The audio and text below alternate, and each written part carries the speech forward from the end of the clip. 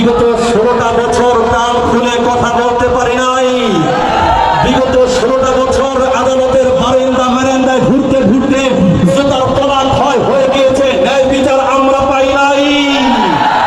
বিগত 16টা বছর ভূমি অফিসে গিয়ে কোনো কাজ কাম আমাদের হয় নাই, খালি হাতে ফিরে এসেছে, ঠিক কিনা ধরে বল। বিগত 16টা বছর প্রত্যেকটা সেক্টরেই বৈষম্যের আড্ডাখানা তারা করে তুলেছে। কোথাও আমরা কোনো নিষ্পেষিত হয়েছি, কোনো কাজ আমরা পাইনি, ঠিক কিনা মুসলমান। বিগত 16টা বছর আমাদের অনেক মায়ের বুক খালি হয়েছে, সেই বিচার আমরা পাই নাই। বিগত 16 বছরে সাপ্তাহ চত্বরে হত্যাকাণ্ড ঘটিয়েছে, বিচার পাই নাই। পিলখানায় ঘটিয়েছে, বিচার পাই নাই। বিশ্বজিৎকে মেরেছে, বিচার পাই নাই। আপনার হাতকে মেরেছে, বিচার পাই নাই। এখন আর কোনো কাউয়া কাকা করবে না,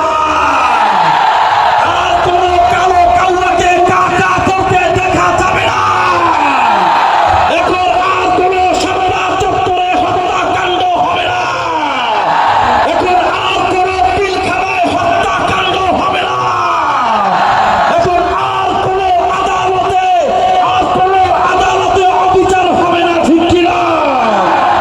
স্বাধীনতার 53 বছর পরে, স্বাধীনতার 53 বছর পরে যদি দোষী হোক আর না হোক, মিথ্যা হোক আর সত্য হোক, সরল সহজ মানুষদেরকে টেনে টেনে খুঁজে এনে রাজাকারের নাম দিয়ে ফাঁসি যদি এই বাংলার মাটিতে তারা দিতে পারে, 53,000 বছর পরে হলেও আয়না ঘরে যারা আমাদেরকে বন্দী রেখেছে, শাপলা চত্বরে যারা হত্যা ঘটেছে, পিলখানায় যারা হত্যাকাণ্ড ঘটিয়েছে, 53,000 বছর পরে হলেও এই বাংলার মাটিতে বাইতুল মুকাররমের সামনে তাদেরকে ধরে এনে প্রকাশ্যে ফাঁসি দেব, ইনশাআল্লাহ, ইনশাআল্লাহ, ইনশাআল্লাহ।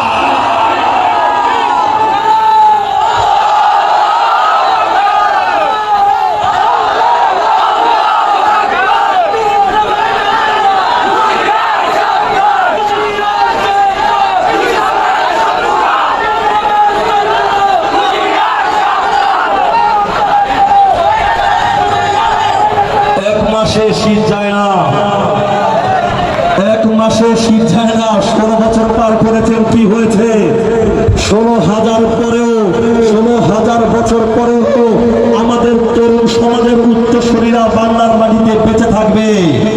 16,000 বছর পরে হলেও টেনে টেনে গর্তের ভিতর থেকে এনে আপনাদের বিচার কার্যকর করবে বাংলার মাটিতে, ইনশাআল্লাহ।